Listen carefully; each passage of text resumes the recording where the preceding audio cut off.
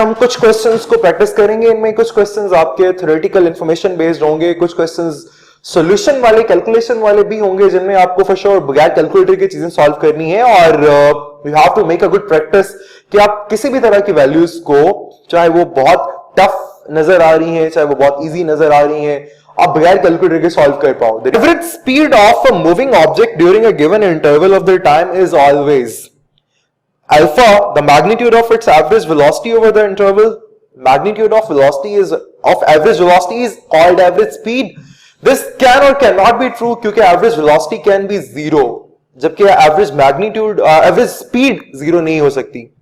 Second one is beta option is the distance covered during the time interval divided by the time interval. तो हम लोग क्या करते हैं, total distance divided by the total time. So yes, this can be a correct option.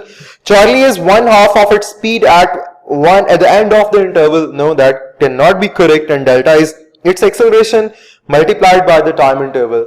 So acceleration multiplied by time interval, you never know acceleration is constant or not. So that's why ये भी correct option नहीं हो सकता. So beta हमारे पास अभी तक का correct option है, which is total distance covered divided by the total time. So B is correct option. Second question is the two automobiles are 150 km apart and traveling towards each other. One automobile is moving at 60 km per hour and the other is moving at 40 km per hour. In how many hours will they meet? दोनों एक दूसरे की तरफ move कर रही है, 150 km का distance है, दोनों की स्पीड्स गिवन है. When they move towards each other तो हम relative velocity की बात करते हैं. तो relative velocity के दोनों केसेस बताए हुए हैं, जिनमें आपके पास we have an object A which is traveling at 60 km per hour and an object B which is traveling at 40 km per hour and the distance between them is 150 kilometers. हमने बताना है कि कितने टाइम के बाद वो मिल रहे होंगे, तो उसके लिए हमें उनकी relative velocity चाहिए. तो relative velocity कैसे फाइंड की जाती है? When the things move towards each other, relative velocity find के लिए दोनों की velocities को ऐड करते हो. 60 plus 40 यानी 100 किलोमीटर्स पर आवर. मैं यहां सारी कैलकुलेशन किलोमीटर पर आवर में ले रहा हूं, मीटर पर सेकंड में चेंज नहीं कर रहा. Reason is metre per second यानी बेस यूनिट्स में आपको तब चेंज करना पड़ता है जब आपके पास गिवन डेटा में से कोई एक वैल्यू भी अपेरेंटली, सुपरफिशियली या हिडनली वो बेस यूनिट्स पे डिपेंड कर रही हो, बेस यूनिट्स पे कंसिस्ट कर रही हो. यहां पे ऐसा कुछ भी नहीं है. All the values are in kilometers and hours, that's why हम किलोमीटर पर आवर में ही कैलकुलेशन को कंटिन्यू करेंगे. और डिस्टेंस उनके दरमियान में है 150 kilometres. You require the time, तो as we know that velocity is displacement over time, so time is displacement over velocity which is 150 over 100, तो टाइम आ जाएगा 1.5 आवर्स. तो alpha is 2.5, beta is 2.0, Charlie 1.75 and delta 1.5. So 1.5 we need. Delta is correct answer. 1.5 hours they will take to meet. Next question is a car travels 40 km at an average speed of 80 km per hour and then travel 50 km at an average speed of 40 km per hour in the same time. Same time के अंदर दो different distances, वो दो different speeds पे cover कर रही है. आपने बताना है average speed of the car.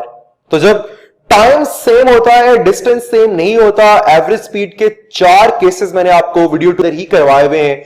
So when the time is same तो एवरेज वेलोसिटी का, एवरेज स्पीड का फॉर्मूला हमारे पास होता है v average equals to 2v1 v2 over v1 plus v2.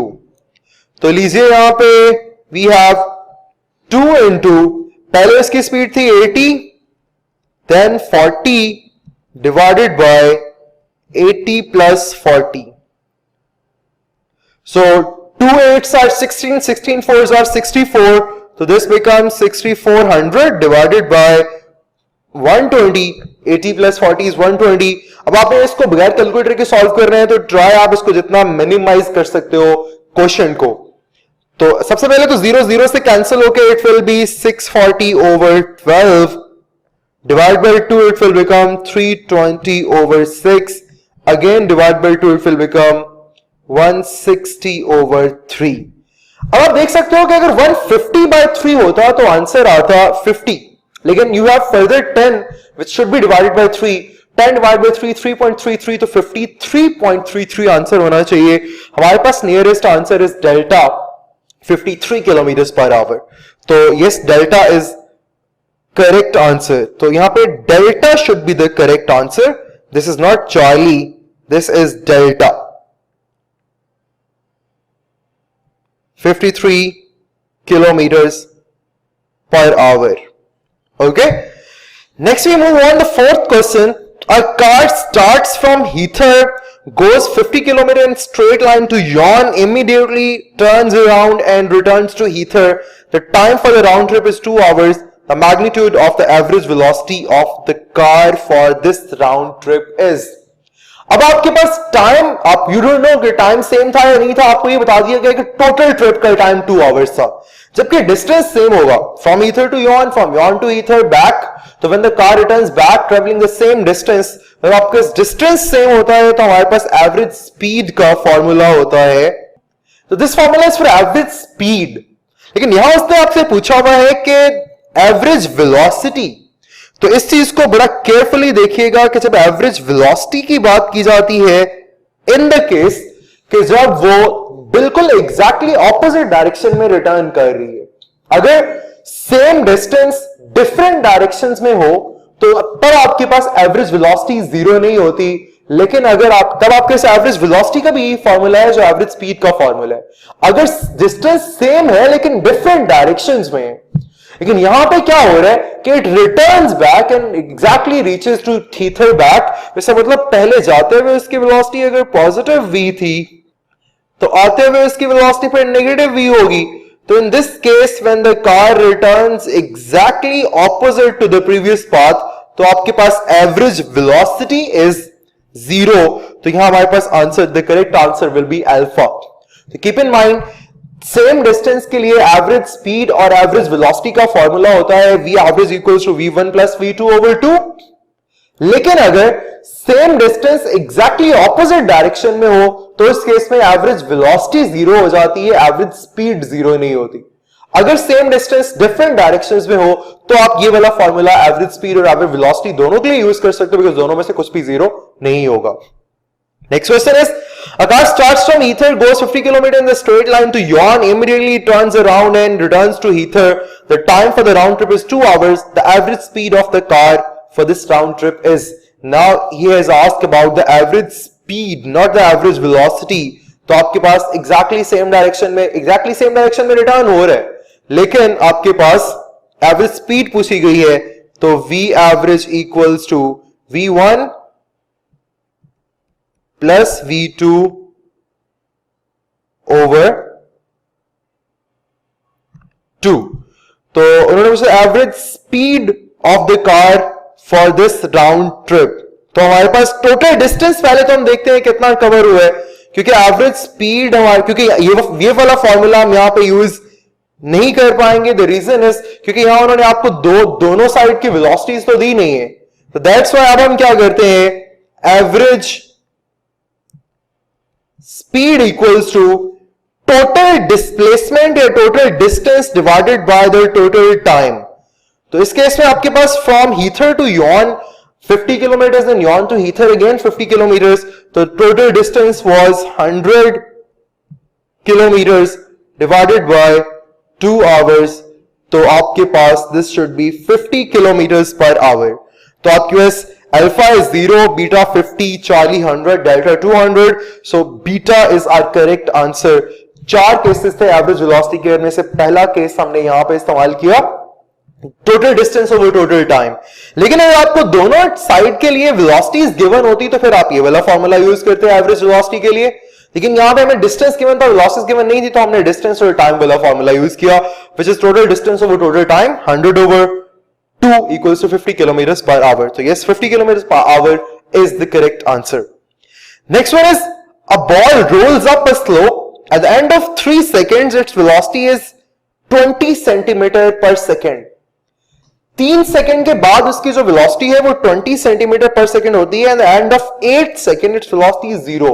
यानी 3 से 8 तक 5 सेकंड के अंदर अंदर, this was the 3rd second and this is 8 second, तो 5 सेकंड के अंदर अंदर उसकी जो वेलोसिटी है वो 20 से 0 हो गई, यानी चेंज इन वेलोसिटी कितना आया 20 centimeter per second. What is the average acceleration from the third to the 8th second. तो आपने एक्सेलरेशन बताना है. Average acceleration equals to change in velocity divided by time.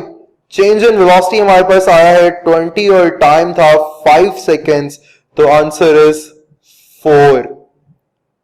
तो आपके पास एवरेज आंसर एक्सेलरेशन आ गया beta option 4 centimetre per second square. तो यहां हमारे पास beta is the correct answer 4 centimetre per second square from this formula.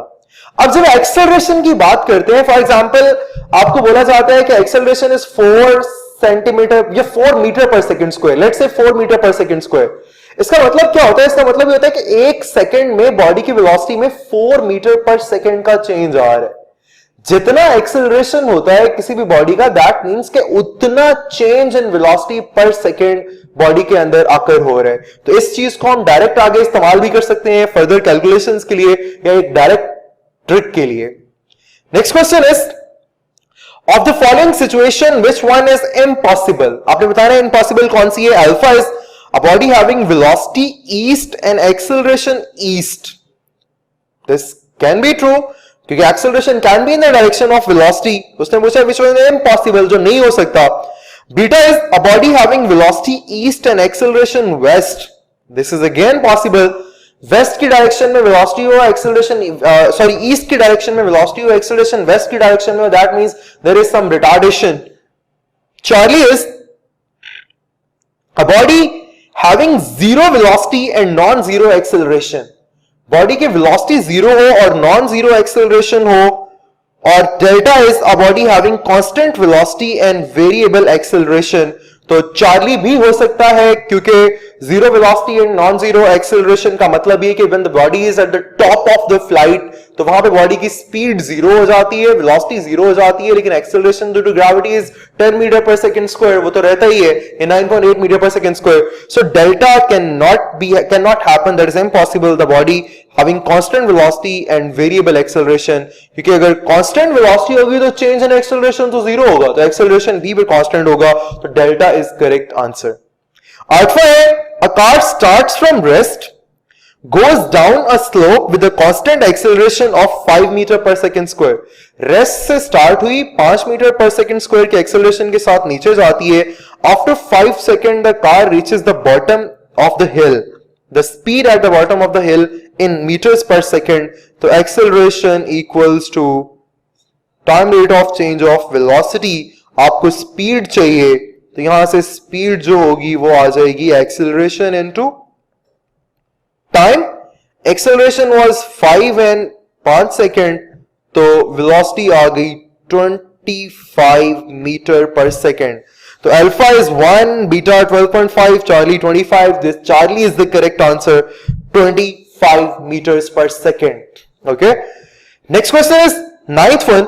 How far does a car travel in 6 seconds if its initial velocity is 2 meter per second and its acceleration is 2 meter per second square in the forward direction? उसने आपसे distance पूछा है अगर उसकी initial velocity 2 metre per second थी और acceleration भी 2 metre per second square था. तो हम इक्वेशंस ऑफ मोशन इस्तेमाल करते हैं यहां पे मोशन को डिस्कस कर रहे हैं. तो from the second equation of motion we have s is equal to ut plus half at square. u I use for vi initial velocity, तो उसके u की नोटेशन भी इस्तेमाल की जाती है. इसको सॉल्व कर लें. Initial velocity was 2 metre per second, time था 6 सेकेंड प्लस हाफ, एक्सेलरेशन भी 2 और टाइम 6 स्क्वायर. तो आपके पास 12 प्लस 2 कैंसिल हो गया 36. तो दिस बिकम्स 48 मीटर्स. तो alpha 12, beta 14, Charlie 24, delta 48. So yes, it travels 48 meters of distance. Delta is correct answer. 10th question है, an object with an initial velocity of 12 meter per second west experienced a constant acceleration of 4 meter per second west for 3 seconds during the time the object has traveled a distance. Again the same situation, आपको यहाँ पे फिर से वही equation of motion इस्तेमाल करनी है. अब मैं direct values put कर रहा हूँ. Next is the 11th question for unit 2. A ball is in free fall. Its acceleration is alpha downward during both ascent and descent, beta downward during ascent and upward during descent, Charlie upward during ascent and downward during descent, and delta upward during both ascent and descent. तो जब एक body freely fall कर रही होती है तो आपके पास चाहे वो ऊपर मूव कर रही हो चाहे वो नीचे कर रही हो, स्पेसिफिकली जब फॉल कर रही है that means that is falling down under the action of gravity. लेकिन जब body under the action of gravity है तो चाहे वो ऊपर हो चाहे वो नीचे हो, acceleration due to gravity is always downward during ascent or descent. तो आपके पास यहाँ पे alpha will be correct answer. Acceleration is always downward, but if velocity की बात की जाए तो during ascent velocity is upward and during descent velocity is downward. Next question is 12th. A free falling body has a constant acceleration of 9.8 meter per second. This means that A, the body falls 9.8 meter during each second. The body falls 9.8 meter during the first second only. Charlie, the speed of the body increases by 9.8 meter during each second, and delta, the acceleration of the body increases by 9.8 meter per second square during each second. So, यहाँ हम पहले भी बताया आपको कि acceleration means that कि उतना change in velocity आता है during each second. तो यहाँ पे Charlie will be the correct answer. The speed of the body increases by 9.8 meter per second during each second. और यहाँ क्योंकि पॉजिटिव एक्सेलरेशन 9.8 है, अगर नेगेटिव एक्सेलरेशन यानी डिसेलरेशन होता तो speed should decrease by 9.8 meter per second during each second. तो Charlie will be correct answer. Next is 13th question. An object is thrown vertically upward at 35 meter per second, taking g equals to 10 meter per second square. The velocity of the object 5 seconds later is. अच्छा, अब यहां पे हम पीछे वाले concept को इस्तेमाल करते हैं फॉर द क्विक, क्योंकि शॉर्ट सा क्वेश्चन है तो फॉर द क्विक रिजल्ट हम लोग अभी जो कॉन्सेप्ट पढ़ के आए हैं कि एक्सेलरेशन मींस कि बॉडी की वेलोसिटी चेंज होती है, उतना चेंज आता है वेलोसिटी में पर यूनिट टाइम. तो यहां हम लोग देखते हैं कि body thrown vertically upward at 35 meter per second, यानी यहां पे जब हम बात करते हैं इनिशियली बॉडी की स्टार्टिंग पॉइंट पे वेलोसिटी है 35 मीटर पर सेकेंड और उसका एक्सेलरेशन है 10 मीटर पर सेकेंड स्क्वायर. अब बता रहे हैं 5 सेकंड बाद उसकी वेलोसिटी पे क्या फर्क पड़ेगा. तो 10 मीटर पर सेकेंड स्क्वायर का मतलब है हर सेकंड के बाद 10 मीटर का फर्क पड़ता जा रहा है. 10 मीटर बॉडी की वेलोसिटी चेंज होती जा रही है. तो बॉडी ऊपर जा रही है थ्रोन वर्टिकली अपवर्ड. पहले तो आंसर देख लेते हैं. 7 meter up, 15 meter down, 15 meter up and 85 meter down. तो सबसे पहले देखते हैं कि बॉडी फर्स्ट सेकंड के बाद जब यहां पहुंचेगी तो उसकी स्पीड हो चुकी होगी 25, क्योंकि 10 मीटर पर सेकंड का चेंज आ रहा है after each second. After first second 25 हो गई, after second 15, but still it's going up. उसके बाद आफ्टर थर्ड सेकंड 5, 10 मीटर और चेंज हो गया 10 मीटर पर सेकंड. तो 3 सेकंड के बाद उसकी स्पीड 5 हो जाएगी. अब 5 के बाद फर्दर 10 का चेंज आना है तो बॉडी और 5 ऊपर जाएगी तो यहां पे बॉडी की स्पीड 0 हो जाएगी. ये 5 का चेंज आया यानी अब फर्दर 5 बॉडी डाउनवर्ड मूव करेगी. तो आफ्टर 4th सेकंड बॉडी की स्पीड हो जाएगी 5 metre downward and after 5th second body की स्पीड हो जाएगी 10 further, that is 15 metre per second. तो answer should be Charlie. 15 metre per second is the correct answer. 15 metre per second down. So sorry, beta is the correct answer. 15 metre per second down. तो यहां आप देख सकते हो कि 5 second के बाद वो 15 मीटर पर सेकंड की स्पीड से नीचे आ रही है. Next is 14th. An object is released from rest. How far does it fall during the second of its fall. तो कितना डिस्टेंस बॉडी सेकंड में कवर करेगी. तो आपके पास फॉर्मूला होता है डिस्टेंस ट्रेवल्ड इन nth सेकंड का SN is equal to U plus A by 2 into 2n-1. तो स्टार्ट फ्रॉम रेस्ट, रिलीज्ड इसे हम लोग स्टार्टेड फ्रॉम रेस्ट, और अगर अंडर एक्शन ऑफ ग्रेविटी है तो ग्रेविटी को 10 अज्यूम करते हैं एक्सेलरेशन, और उसने बोला कि सेकंड यानी n की जगह सेकंड आ जाएगा 2 minus 1, तो this is 5 into 4 minus 1 which is 5 into 3, this is 15 meters. तो Charlie is the correct answer. 15 meter वो distance travel करेगा. Stone is released from a balloon that is descending at a constant speed of 10 meter per second. यानी initial speed of the stone फिर क्या होगी 10 meter per second. Neglecting their resistance after 20 second the speed of the stone will be. हमने बताना है 20 second के बाद उसकी स्पीड क्या हो जाएगी. तो 20 सेकंड यानी उसके बाद हर सेकंड के बाद उसकी स्पीड में चेंज आता जा रहा है 10 मीटर पर सेकंड का. तो अगर हम 10 मीटर पर सेकंड का करते हैं तो आफ्टर 20 200 प्लस 200 एंड 10 हो जाना चाहिए था. तो अगर हम 9.8 अज्यूम करते हैं तो यहां आपके पास जो अगर 9.8 लेते हो तो आपके नियरेस्ट आंसर 206. तो Charlie is 206 is the correct answer. Next is 16th. Displacement can be obtained from, the battery is about to die, that's why I'm doing a little quick. Displacement can be obtained from the slope of an acceleration time graph. Displacement can be, okay. So we move direct to the area under velocity time graph. हमने ये पहले पढ़ा हुआ है अपनी video के अंदर. Area under velocity time graph is the displacement covered by the body. And the last question is the coordinate time graph. Coordinate time graph means displacement time graph of an object is a straight line with a positive slope. The object has, so d by t is velocity, slope is velocity, slope constant, straight line positive है, positive slope, so that means the constant velocity, because straight line की slope constant होती है. तो इसका मतलब ये है कि आपके पास slope equals to velocity, that means the velocity is constant. So this is displacement time graph, and slope is d by t, which equals to velocity. As the slope of this line is constant, that means the velocity is constant.